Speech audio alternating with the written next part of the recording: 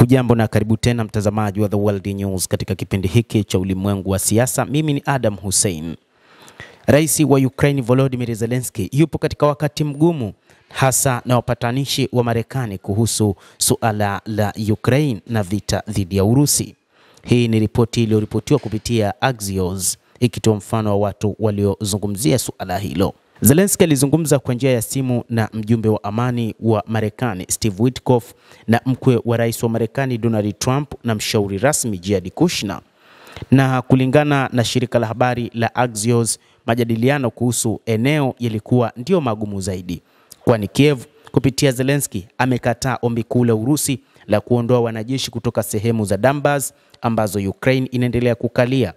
Marekani imekuwa ikijaribu kubuni mawazo mapya ya kutatua suala hilo, miongoni mwao ni pamoja na Ukraine kuachana na eneo la Donbas, lakini pia kuondoa wanajeshi wake, jambo ambalo Zelensky amepinga suala hilo. Chapisho hilo lilitaja chanzo kilichoeleza pande hizo zilifanya maendeleo makubwa na makubaliano yaliyokaribia juu ya dhamana ya usalama ya Amerika kwa Ukraine.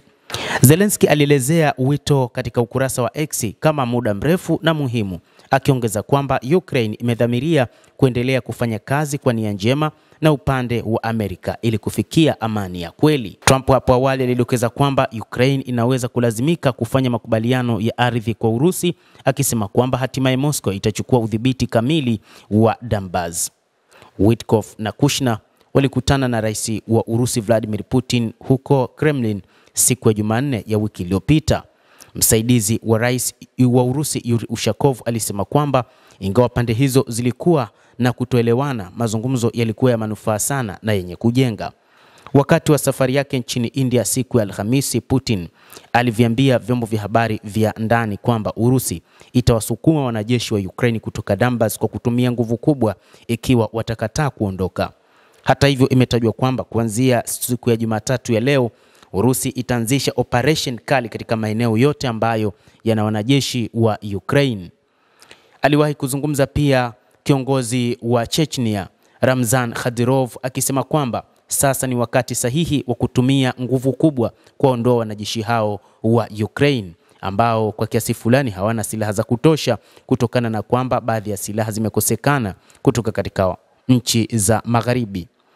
Hata hivyo, imeelezwa kwamba mnamo siku ya Jumamosi na Jumapili Urusi ilianzisha mashambulizi makubwa huko nchini Ukraine, ikilazimisha wanajeshi wa Ukraine kuondoka katika maeneo hayo, na hivyo inaendelea kuwaondosha wanajeshi hao ambao wameshika baadhi ya maeneo katika mikoa ya Donetsk na Luhansk na hata Zaporizhia na Kherson.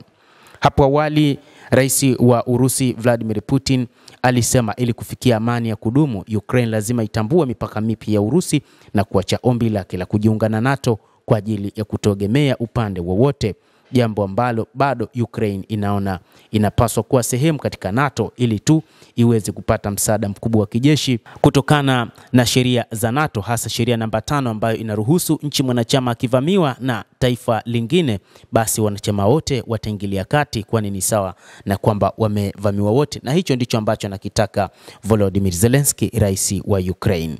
Basi mtazamaji, endelea kutufuatilia na nikusihi usisahau kulike, usisahau kucomment, kadhalika na kusubscribe channel yetu hii ili upate habari hizi kwa mapana kupitia hapa The World News. Jina langu ni Adam Hussein, endelea kuwa nasi wakati wote, endelea kutufuatilia.